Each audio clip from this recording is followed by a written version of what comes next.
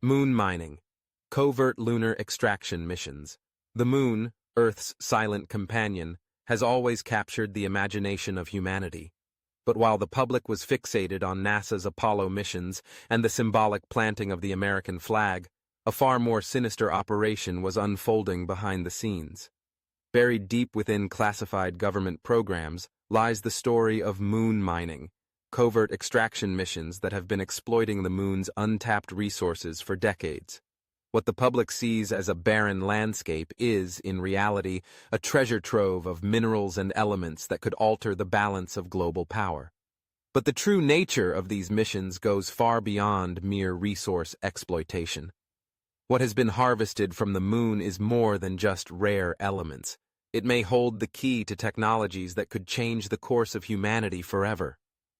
The origins of moon mining trace back to the 1960s, during the height of the space race. As the United States and the Soviet Union raced to claim dominance over space, both nations recognized the moon as more than just a symbolic milestone. Intelligence agencies had already identified the moon as a potential source of strategic resources, including helium-3, a rare isotope that could revolutionize nuclear fusion and provide an almost limitless source of clean energy. But there was something else. Something far more valuable that had caught the attention of those working behind the veil of secrecy. After the success of Apollo 11 in 1969, NASA's public missions continued under the guise of scientific exploration. But simultaneously, a parallel agenda was set into motion. Secret agreements between NASA, the Department of Defense, and private aerospace contractors led to the formation of a covert lunar extraction program.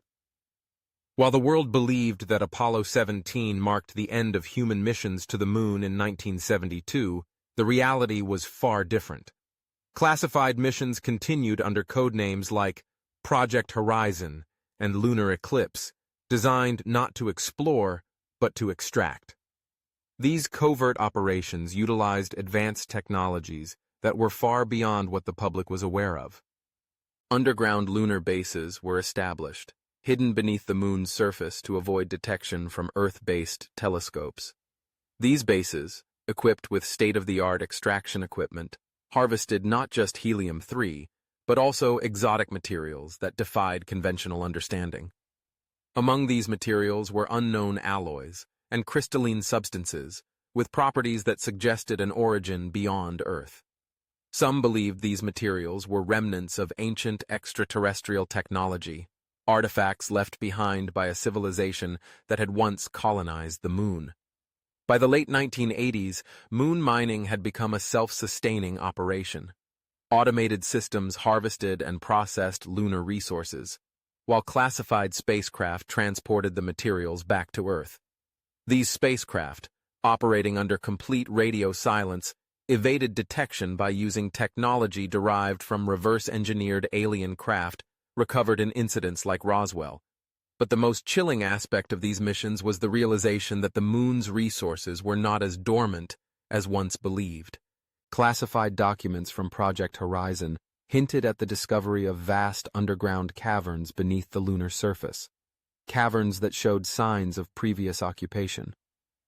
Structures, artifacts, and anomalous energy signatures indicated that an ancient intelligence had once thrived on the moon. Some operatives feared that the technology being harvested was not abandoned, but left behind for a reason, a dormant power that could be reawakened. As extraction efforts intensified, strange anomalies began to occur. Equipment malfunctions, unexplained energy surges, and sightings of unidentified objects near the extraction sites raised alarms. It was as if the moon itself was resisting the intrusion. In 1994, during the classified Clementine mission, which was publicly portrayed as a scientific survey, high-resolution images revealed strange geometric structures near the moon's south pole. These structures, too symmetrical to be natural, hinted at something far more complex than simple mineral deposits. But this information was suppressed, and the public was fed a sanitized narrative about lunar exploration. By the early 2000s, as private space companies began entering the arena of lunar exploration, Concerns within classified circles grew. The fear was that these private ventures, with less oversight and unpredictable agendas, might stumble upon the truth. To mitigate this risk, select private space corporations were brought into the fold, given limited access to classified lunar knowledge in exchange for maintaining the secrecy of moon mining operations. Today, as the world turns its attention back to the moon with new missions planned by NASA, SpaceX, and other global players, the covert extraction of lunar resources continues in the shadows. The technology derived from these operations has quietly fueled advancements on Earth, from new propulsion systems to breakthroughs in quantum computing. But the real question is not what has been extracted, but what remains hidden beneath the moon's surface.